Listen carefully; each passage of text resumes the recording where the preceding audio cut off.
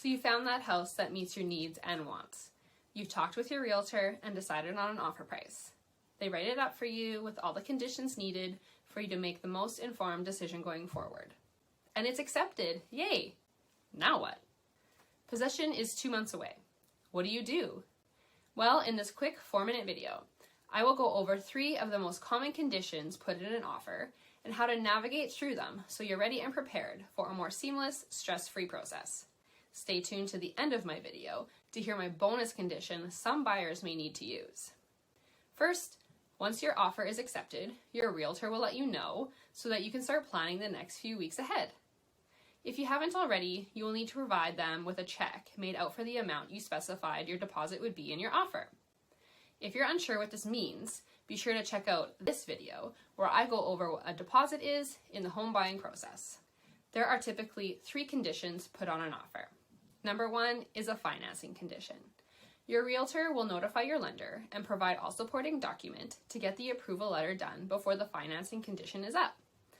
I like to give 7 to 10 days for a financing condition, but a lender can typically get this done within 48 hours if they already have all of your paperwork. Once the approval letter is received, if approval has been given, you have just satisfied 1 condition.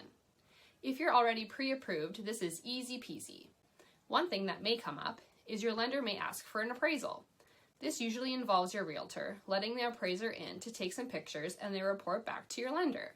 This is done before your approval letter is given, so falls under the same financing condition and is generally never a condition on its own.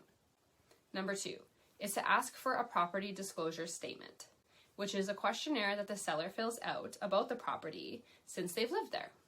Sometimes, if the sellers are prepared, they will have already provided this to your realtor before you even view the home. But if they don't, you can ask for them to provide one within a set amount of time. I usually give them 24 hours to provide it, and an additional 24 hours for you to go over, and if you accept what's included in the statement, then you sign it. Another condition satisfied. Note that if the seller has never lived in the home, they are not obligated to provide one. Number 3 is a home inspection. Again, I like to give 7 to 10 days for a home inspection. Your realtor should provide you with a few reputable licensed inspectors to contact and make an appointment to meet you and your realtor at the property. They will go through the house and yard and provide you with a detailed report on the property. If there are no huge red flags with the property and the inspection is acceptable to you, you sign off on the last condition as satisfied. If the inspection comes back with some unwanted news, you can revisit your offer and change either your offer price or ask the seller to repair these issues. Bonus condition.